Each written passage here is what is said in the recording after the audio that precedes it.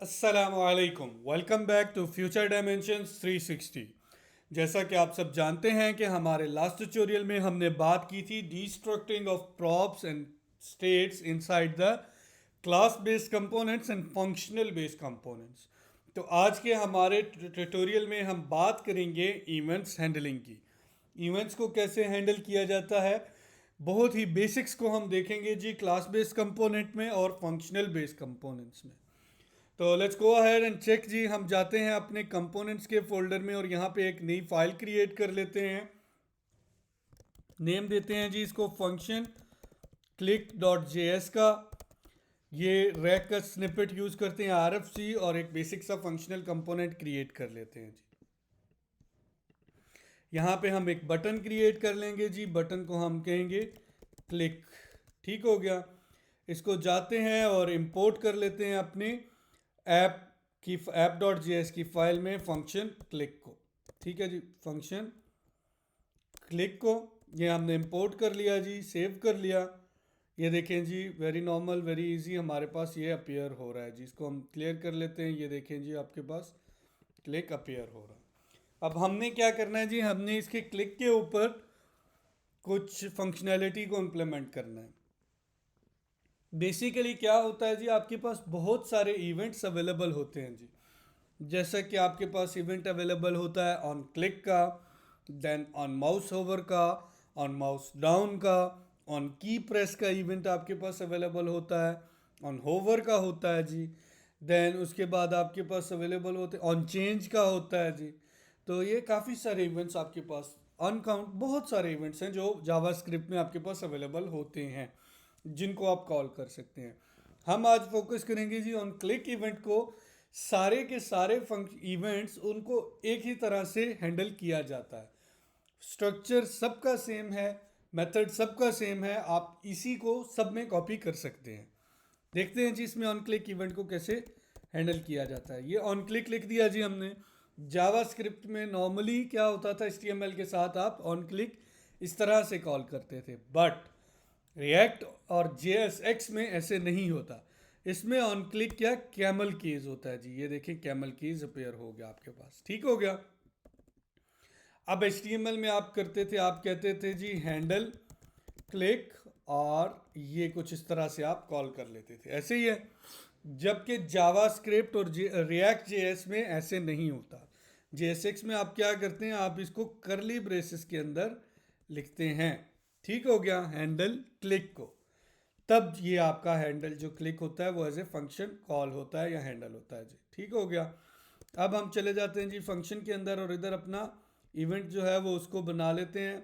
अच्छा, यहाँ पे जो हम लोग फंक्शन होता है उसके अंदर फंक्शन को नेस्टेडली क्या करते हैं, डिक्लेयर कर सकते हैं जावास्क्रिप्ट के अंदर। ये बहुत नॉर्मल है, आपको आइडिया होना चाहिए कि फंक्शन के अंदर फंक्शन इजीली आप क्या करते हैं, बना सकते हैं। फंक्शन हैंडल क्लिक, और ये देखिए जी हमारे पास एक बेसिक सा फंक्शन इनसाइड फंक्शनल कंपोनेंट बन गया। इसमें हम क्या करेंगे जी, कंसोल डॉट लॉग कर लेते हैं और लॉग क्या करेंगे, I am clicked from functional component. ठीक हो गया। हिट करें सेव को जी, ब्राउज़र में जाएं, जाके हिट करें क्लिक को, तो ये देखिए हमारे पास मैसेज लॉग हो चुका है। बहुत ही बेसिक वे है फंक्शनल कंपोनेंट में ऑन क्लिक इवेंट को हैंडल करने का। अच्छा, एक चीज़ इधर याद रखिएगा जी, कुछ लोग क्या करते हैं, वो हैंडल क्लिक के बाद ये ब्रेसेस पास कर देते हैं जी। तो ये जो राउंड ब्रेसेस होती हैं ये बहुत ज़्यादा ख़तरनाक होती हैं जी। ये क्या करती हैं, ये आपके कंपाइलर को कहती हैं कि आप फंक्शनल कॉल को एज ए हैंडलर पास कर दें।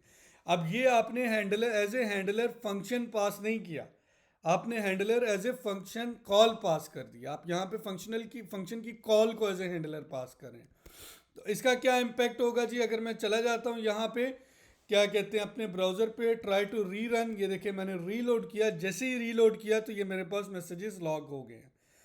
तो अब ये वेट नहीं करेगा आपकी क्लिक को क्लिक होने की या नहीं, ये पहले ही फंक्शन कॉल्स कॉल हो जाएंगी, क्योंकि आपने फंक्शन तो नहीं पास किया, आपने तो फंक्शन कॉल्स को पास किया है।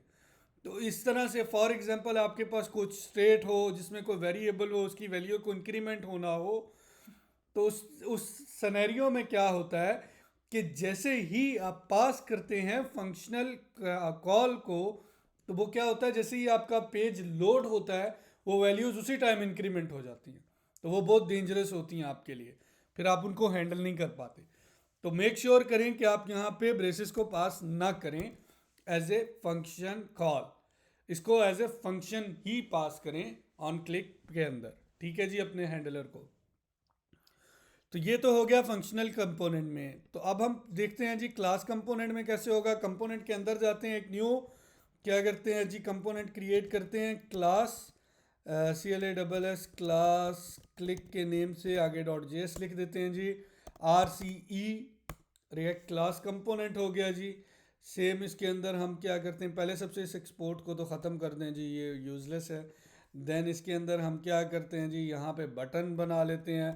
बटन बनाने के बाद मैं कहता हूँ जी क्लिक मी कर लें जी, CLIC के क्लिक मी लिखें अब यहाँ पे। ठीक है जी, लिख दिया क्लिक मी। अब क्या हुआ कि हमने इसको इंपोर्ट कर लेना है app.js में, यहाँ पे हम इंपोर्ट कर लेते हैं जी। क्लास क्लिक को हमने इंपोर्ट कर लिया और अपने जाते हैं, जाके देखते हैं जी एक और बटन क्रिएट हो गया है। तो sorry, I am not feeling well थोड़ा सा, तो माजरत चाहता हूँ उसके लिए।